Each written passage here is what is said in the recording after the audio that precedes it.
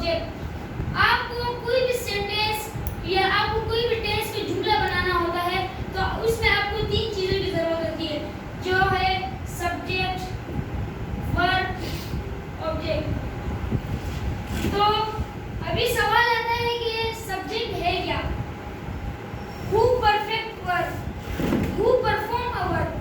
जो कहते अगर आप कोई काम कर रहे हो तो you are performing a verb, it's mean you are performer. So यहाँ सब्जेक्ट परफॉर्मर होता है।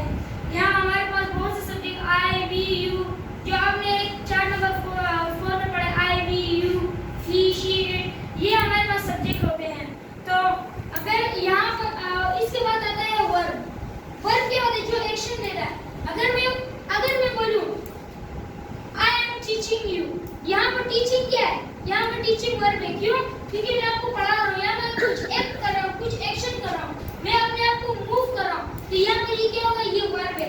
तो इसका मतलब है तो वर्ब का मतलब है जो चीज जो एक्ट करे, जो कुछ एक्शन शो करे। तो ये हमारे पास वर्ब हो गया। और फिर हमारे पास आता है ऑब्जेक्ट।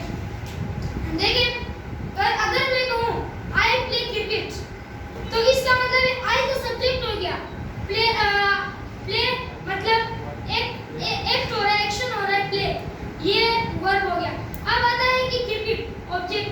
क्रिकेट है क्या? ऑब्जेक्ट का मतलब है जिस चीज पर काम किया जा रहा हो। मैं क्रिकेट के ऊपर काम कर रहा हूँ, क्रिकेट प्ले कर रहा हूँ, तो इसका मतलब है कि क्रिकेट क्या है? ऑब्जेक्ट है, उसके ऊपर क्या हो रहा है? काम हो रहा है। तो इसका मतलब है कि ऑब्जेक्ट ये क्रिकेट क्या है? ऑब्जेक्ट है।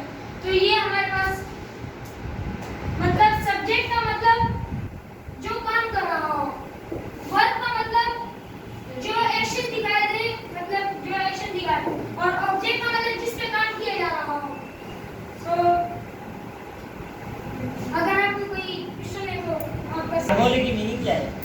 बेसिक फार्मूले की। ये देखिए, ये बेसिक फार्मूला मतलब जैसे मैंने आपको समझाया। आप फार्मूले की मीनिंग बताएं। मैंने आपको बताया, अगर आप जैसे ये फार्मूला है, अगर आप अपनी जिंदगी में सेट करना चाहते हैं उसके लिए तो आपको तीन चीजें की जरूरत रहेगी। तो ये आपके पास क्या हो गया? एक फार्मूला हो गया।